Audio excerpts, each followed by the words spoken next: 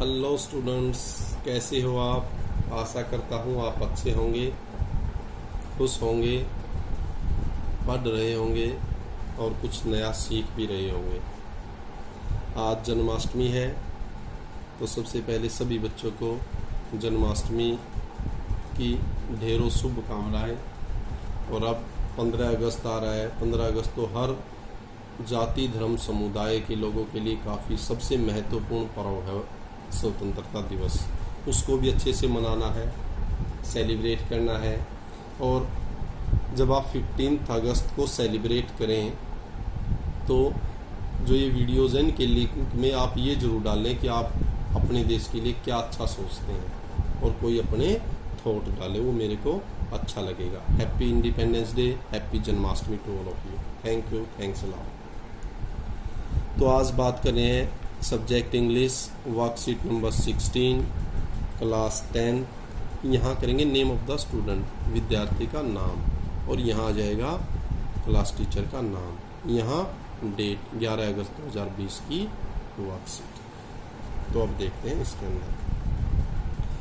On 6 August 1945, an estimated 1,46,000 people were killed in the Hiroshima bomb blast।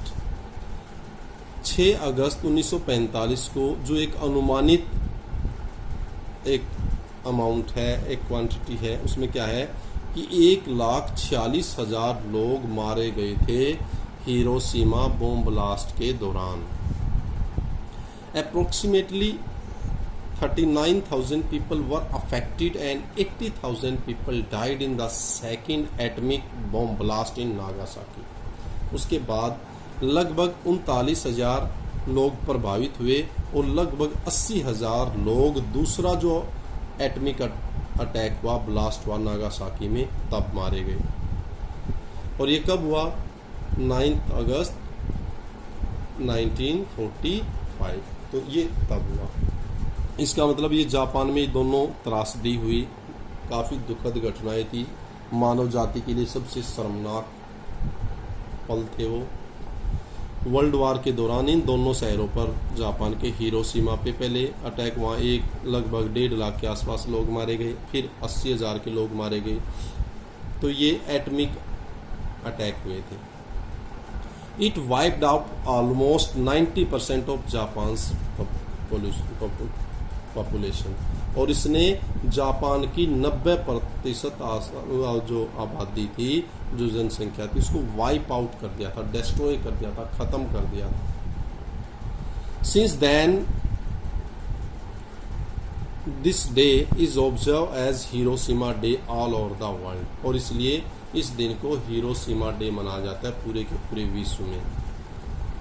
Wars cause a lot of destruction. अब युद्ध कह रहा है कि एक विनाश पैदा करते हैं। And may even cause the world to end. और इनसे विश्व तबाह भी हो सकता है। If we do not stop destructive activities. अगर इन विनाशक विध्वंसक एक्टिविटी को हम नहीं रोकेंगे तो हो सकता है ये पूरा सृष्टि ही खत्म हो जाए। देखो, अब जब यहाँ अटैक हुआ तो 90% खत्म हो गया। पूरे वर्ल्ड का जब वर्ल्ड वार होएगा तो सब मर जाएंगे।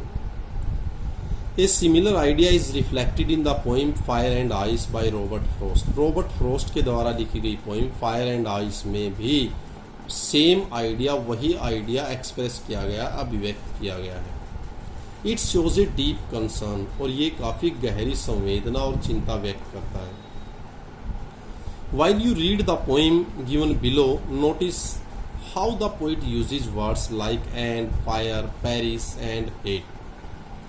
जब आप इस पोइम को, नीचे दी गई जो पोइम है उसको पढ़ेंगे तो आप नोटिस करेंगे कि इसके अंदर कुछ वर्ड यूज किए गए हैं, जैसे फायर आ गया है, एंड आ गया है, पेरिस, हेट, पेरिस भी तबाह करना, destroy.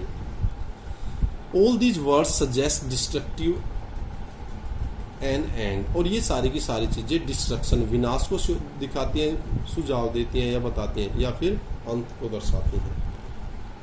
Also notice how the poet uses some words repeatedly. और आपको ये भी ध्यान रखना है, कुछ पोइट ने वर्ड्स को रिपीटेडली बार बार यूज किया है, जैसे सम से, इसको सम से कई बार आया ना, सम से, सम इस तरह।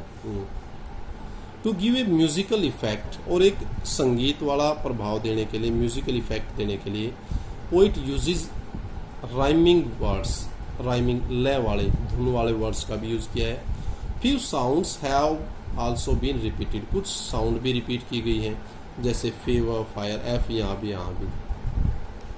तो अब इससे रिलेटेड ये पोइम, इसका इस चैनल पे पूरा वीडियो भी है, पिछली वर्कशीट में ही बताई थी इसकी हिंदी सारी चीजें, फिर भी लेकिन डिस्कस कर लेते हैं। Fire and ice by Robert Frost. Some say the world will end in fire, some say in ice, from what I have tasted of desire, I hold with those who favour fire, but if it had to perish twice, I think I know enough of hate to say that for destruction ice is also great and would suffice। कुछ लोग कहते हैं कि इस जो संसार है, विश्व है, इसका अंत आग के साथ होगा। आग का मतलब यही एटम बम, परमाणु बम। ये सम से इन आइस, कुछ लोग कहते हैं बर्फ से। बर्फ निष्ठुरता भी कह सकते हो, एक दूसरे के प्रति संवेदना ना होना, प्यार ना होना, या बर्फ। अब दूसरे लेवल पे बात करें तो अब पूरे की पूरी पृथ्वी पे का 90% भाग बर्फ के रूप में, अगर वो बर्फ पिघल गया, जैसे ग्लोबल वार्मिंग है, तब भी इसका अंत हो जाएगा। For what I have tasted of Dzire, लेकिन मैंने अपनी इच्छा से जो चीज महसूस की है, आई hold with those who favour fire, मैं तो उन लोगों के पक्ष में हूं जो ये कहते हैं कि इस संसार का अंत आग की वजह से होगा। अर्थात उसको लगता है, पोइट को, कि इसकी तबाही तो लोग एटम बम और इनसे ही कर देंगे। But if it had to perish twice, I think I know enough of hate, लेकिन अगर इसका दोबारा विनाश होना पड़ा, दोबारा नष्ट की बात करें, पहले तो आग से ही जल जाएगा, फिर कहीं भी दूसरा ऑप्शन तो कह रहा है, दोबारा अगर बात करें तो कह रहा है जो हेट है, ईर्ष्या है, घृणा है, वो भी पर्याप्त है हमें खत्म करने के लिए, तबाह करने के लिए। To say that for destruction ice is also great, और ये कहना भी उचित है कि जो आइस है वो भी काफी महान है और पर्याप्त है इस विश्व का अंत करने के लिए। तो ये आपकी पोइम थी, ये 3 बार बता चुका हूं मैं भी, इसको भी ध्यान से पढ़ लें। Read the poem twice before you answer the questions given below. नीचे जो क्वेश्चन है उनको आंसर देने से पहले आप इसको 2 बार पढ़ लें, पढ़ लेना है, आपको घर पे भी पढ़ना है। Name the poet of the given poem, तो कौन है poet? Robert Frost. Clear? Good. Pick out 2 pairs of rhyming words. Rhyming words अब एक बार सबको बता रहा हूं मैं, जैसे फायर, डिजायर, ये भी राइमिंग वर्ड है। ट्वाइस, आइस, ये भी राइमिंग वर्ड है। हेट, ग्रेट, ये भी है। आइस, सफाइस, ये भी राइमिंग वर्ड है। अब ये कह रहा है 2 राइमिंग वर्ड, तो हमने 2 लिख दिए हैं, fire, desire, ice, twice. Clear? Good. Some in line 1 refers to, some किसकी ओर कह रहा है? एनीवन, किसी की ओर? नो, सम ह्यूमन बींग्स, कुछ लोगों के बारे में कह रहा है, ये ठीक है।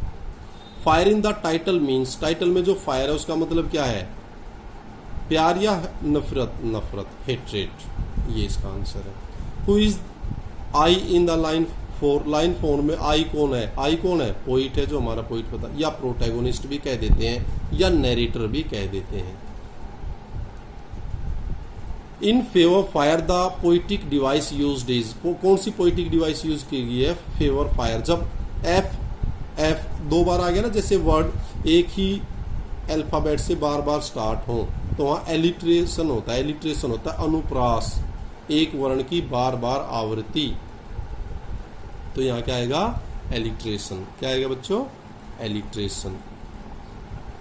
The word Paris means, Paris होता है तबाह करना, destroy. The word suffice means, ये सफाइस, अब पोइटों को पूरी परमिशन होती है, पोइटिक पावर होती है कि वो वर्ड को अपनी राइमिंग के अनुसार छोटा या बड़ा कर सकते हैं। अब ये वर्ड था सफिशिएंट, और उसका उस पोइट ने लिख दिया सफाइस, तो यहाँ क्या है? सफिशिएंट, पर्याप्त। In brief write the main idea. Main idea क्या है? We should live in love and we should live in peaceful manner, otherwise the world will end in fire. The destruction of the world is very near, so we should live in peace.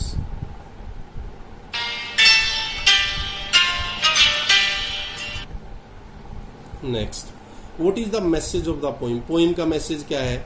The message of the poem is that fire, ice and hatred can destroy the world. ये है कि जो आग है, बर्फ है, जो नफरत है, वो इस संसार को तबाह कर सकती है।